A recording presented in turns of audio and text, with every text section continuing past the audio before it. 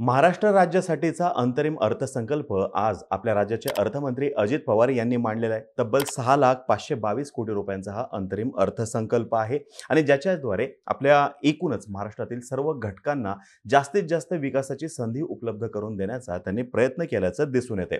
त्यांच्या अर्थसंकल्पीय भाषणामध्ये सगळ्यात महत्त्वाची घोषणा जी होती ती म्हणजे आपल्या राज्याची अर्थव्यवस्था 1 ट्रिलियन करणार असण्यासंदर्भातली आणि ही करत असताना सर्वसमावेशक धोरण राबवण्याचा त्यांनी पुनरुच्चार केल्याचा आपल्याला दिसून येते। पायाभूत सुविधांसाठी भांडवली गुंतवणूक वाढवण्यावरती भर दिला जाणार आहे, तर सामान्य नागरिकांसाठी विकास योजनांवरती भर दिला जाणार आहे। याच्यातून सर्वसमावेशक धोरण राबवण्याचा यावेळेस सरकारचा प्रयत्न असणार आहे। तर या अर्थसंकल्पामध्ये नेमकं आहे काय, महत्त्वाचे मुद्दे कोणते आहेत, कोणत्या विभागाला नेमका किती निधी दिला गेलेला आहे हे आपण आज जाणून घेण्याचा प्रयत्न करणार आहोत। नमस्कार, मी अरुणराज जाधव बोल व्हिडिओवरती तुम्हा सर्वांचं अगदी मनापासून स्वागत करतो। आता बघा, लोकसभेच्या निवडणुका होण्याच्या अगोदरचा हा अर्थसंकल्प फार महत्त्वाचा होता। कोणत्या विभागाला किती निधी दिले जातोय याच्यातून एकूणच लोकसभेसाठीची गणित सुद्धा येणाऱ्या काळामध्ये मांडली जातील असं म्हटलं जाते।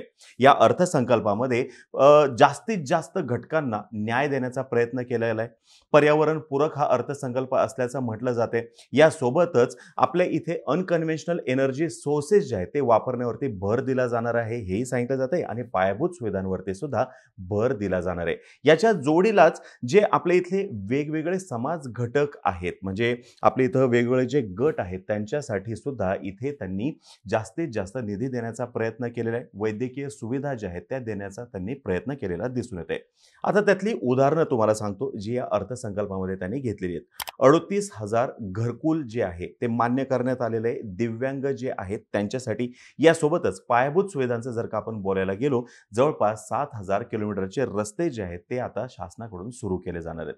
सगळ्यात महत्त्वाचं जर का सांगायचं म्हटलं तर छत्रपती संभाजी महाराजांचं वडू येथे जवळपास 250 कोटी रुपयांचा त्याने निधी मंजूर केलेला आहे आणि दिल्ली, गोवा, बेळगाव या ठिकाणी मराठी भाषा भवन उभारण्याला मंजुरी दिलेली आहे। महाराष्ट्र राज्य पायाभूत सुविधा महामंडळ जे आहे ते आता स्थापन केलं जाणार आहे।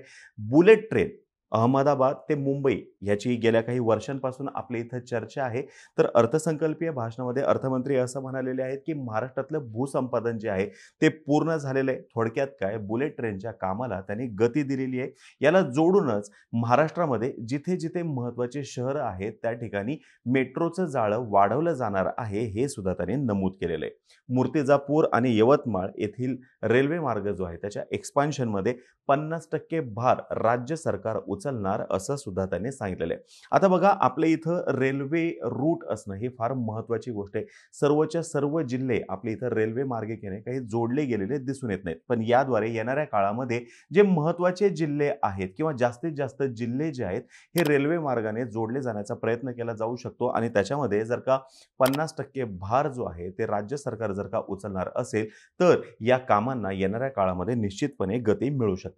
छत्रपती संभाजीनगर विमानतळ जे आहे या विमानतळाच्या एक्सपान्शनसाठी सुद्धा 500 कोटी रुपयांचा निधी दिलेला आहे। एक महत्त्वाची घोषणा केली गेलेली आहे ते म्हणजे 18 लघु वस्त्रोद्योग संकुल जे आहेत ते येणाऱ्या काळामध्ये उभारले जाणार आहेत। आता हे वस्त्रोद्योग संकुल कशासाठी, तर एकतर आपल्या इथं नवनवीन उद्योगपती जे आहेत ते निर्माण होतील आणि सगळ्यात महत्त्वाचं म्हणजे रोजगार सुद्धा उपलब्ध होईल। आता या वस्त्रोद्योग संकुलाच्या माध्यमातून 36,000 नवीन रोजगार उपलब्ध होईल अशी शासनाला अपेक्षा आहे। निर्यात वाढीसाठी सुद्धा अर्थमंत्र्यांनी भरीव अशी तरतूद केलेली आपल्याला दिसून येते। 5 इंडस्ट्रियल पोर्ट ते येणाऱ्या काळामध्ये उभे करणार आहेत, ज्याच्याद्वारे नवीन 50,000 रोजगार निर्मिती होऊ शकते असा शासनाचा अंदाज आहे। मेक इन इंडिया अंतर्गत एक जिल्हा एक उत्पादन याला सुद्धा प्रोत्साहन दिलं जाणार आहे आणि आवश्यक तो निधी सुद्धा उपलब्ध करून दिला जाणार आहे। आता बघा, आपल्या इथं जर का आपण देश स्वतंत्र झाल्यानंतर प्रत्येक वेळेस जर का बघितलं, लोकसभा असो किंवा इतर कोणत्याही निवडणुका जर का असतील तर त्याच्यामध्ये महत्त्वाच्या घोषणा कोणत्या आहेत, तर एकतर पाणी, रस्ते, वीज ह्या कायमच घोषणेचा भाग राहिलेले आहेत आणि या अर्थसंकल्पामध्ये याच्यासाठी भरीव तरतूद करण्याची काळजी घेण्यात आलेली आहे। हर घर जल आणि हर घर नल या अंतर्गत जवळपास 1 कोटी नवीन नळजोड येणाऱ्या काळामध्ये महाराष्ट्र सरकारकडून दिले जाणार आहेत। अटल बांबू मिशन हे सुद्धा आपल्या इथं प्रभावीपणे राबवण्यासाठी त्याने जवळपास 10,000 हेक्टर जमिनीसाठीची सुद्धा या ठिकाणी तरतूद केलेली आपल्याला दिसून येते। पर्यावरणीय व वातावरणीय बदल विभाग जो आहे याच्यासाठी 245 कोटी रुपयांचा निधी दिलेला आहे. वन विभागासाठी 2507 कोटी रुपयांचा निधी दिलेला दिसून येते. मृदा आणि जलसंधारण या विभागासाठी 4247 कोटी रुपयांचा निधी दिलेला दिसून येते. आता ह्याच्यातून शासनाचं पर्यावरणपूरक धोरण जे आहे ते दिसून येते, कारण की पर्यावरण, वातावरणीय बदल, वन विभाग, मृदा व जलसंधारण याच्यासाठी भरीव निधीची तरतूद केलेली आहे. आता आपल्या राज्यामध्ये सध्या जी काही वीज निर्मिती होते, ही वीज निर्मिती एकतर कोळशापासून केली जाते किंवा पाण्यापासून केली जाते. येणाऱ्या काळामध्ये 40% ऊर्जा जी आहे ती अपारंपरिक ऊर्जा स्रोतापासून तयार करण्याचा राज्याचा निर्धार आहे आणि त्याच्यासाठी रूफटॉप सोलार पॅनल जे आहे याच्यासाठी 78,000 रुपये अनुदान दिलं जाणार आहे आणि 300 युनिट वीज जी आहे ती सुद्धा मोफत दिली जाणार आहे. येणाऱ्या काळामध्ये जर का हे नॉन कन्व्हेन्शनल एनर्जी सोर्सेस चांगल्या पद्धतीने आपल्या इथं उपलब्ध झाले, त्याच्यासाठीचा योग्य निधी उपलब्ध झाला आणि सर्व जर का सरकारचं गणित जे आहे त्याच्यानुसार जर का पुढे गेलं तर शेतकऱ्यांना दिवसा सुद्धा वीज उपलब्ध करून देण्याची शासनाची योजना आहे. मागेल त्याला सौर कृषी पंप दिले जाणार आहेत, ज्याच्याद्वारे 8.5 लाख सौर कृषी पंप येणाऱ्या काळामध्ये वाटप केले जातील. या वर्षी सुद्धा 1 लाख सौर कृषी पंप बसवले जाणार आहेत. वीज नसलेल्या जवळपास 37,000 अंगणवाड्यांना सोलार पॅनल जे आहे त्याची सुद्धा सुविधा शासनाकडून दिली जाणार आहे.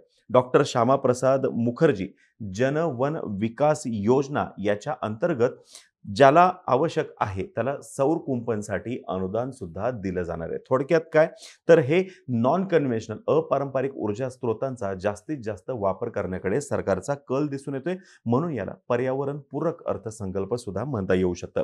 खरीप हंगामामध्ये सरकारने विम्यापोटी 2,268 कोटी रुपये इतकी रक्कम अदा केलेली आहे, हे सुद्धा त्यांनी नमूद केलेलं आहे. बीड जिल्ह्यामध्ये सोयाबीन प्रक्रिया उपकेंद्र उभारलं जाणार आहे आणि शासकीय विद्यालय, शासकीय कृषी महाविद्यालयाला सुद्धा मान्यता देण्यात आलेली आहे. कृषी क्षेत्रासाठी 3,650 कोटी रुपयांची तरतूद करण्यात आलेली आहे.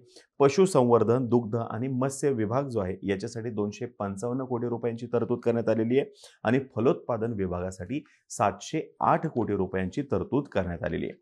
लेक लाडकी योजना सुद्धा फार प्रभावीपणे आपल्या इथं अंमलबजावणी केलेली दिसून येते. या योजनेद्वारे मुलींचं सक्षमीकरण करण्यावरती सरकारचा भर आहे आणि ही योजना येणाऱ्या काळामध्ये अधिक प्रभावीपणे कशी राबवता येईल, शेवटच्या घटकापर्यंत कशी पोहोचवता येईल याच्यासाठी सरकार प्रयत्न करणार आहे.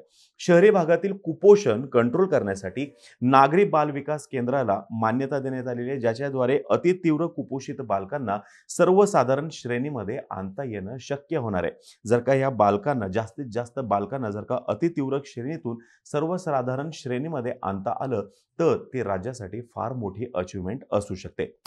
महिलांसाठी पिंक रिक्षा सुद्धा उपलब्ध करून देणार असल्याचं अर्थमंत्र्यांनी नमूद केलेलं आहे. अंगणवाडी सेविका आणि मदतनीस यांची गेल्या काही वर्षामध्ये 14,000 पदे राज्य शासनाने भरलेली आहेत आणि जी काही उर्वरित पदे आहेत ती सुद्धा लवकर भरण्यात येणार असल्याचं त्यांनी सांगितलेलं आहे. महिला आणि बाल विकास विभागाला 3,107 कोटी रुपयांचा निधी शासनाकडून देण्यात आलेला आहे. वाशिम, जालना, हिंगोली, अमरावती, भंडारा, गडचिरोली, वर्धा, ठाणे या प्रत्येकी ठिकाणी 100 विद्यार्थ्यांचं मेडिकल कॉलेज स्थापन केलं जाणार आहे. याला जोडूनच अजून काही जिल्ह्यांमध्ये नर्ससाठीचं सुद्धा कॉलेज जे आहे ते स्थापन केलं जाणार आहे.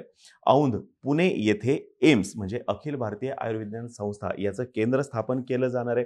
याला जोडूनच राज्यातील सर्व कुटुंबांना, आपल्याला माहिती आहे महात्मा ज्योतिबा फुले जनआरोग्य योजना अंतर्गत सर्वांना लाभ मिळतो. अगोदर 1 लाख रुपयांपर्यंत लाभ मिळायचा, आता त्याची रक्कम 5 लाख रुपयांपर्यंत वाढवण्यात आलेली आहे. याला जोडूनच सामाजिक न्याय विभाग जो आहे त्याच्यासाठी 18,816 कोटी रुपयांचा निधी शासनाने उपलब्ध करून दिलेला आहे.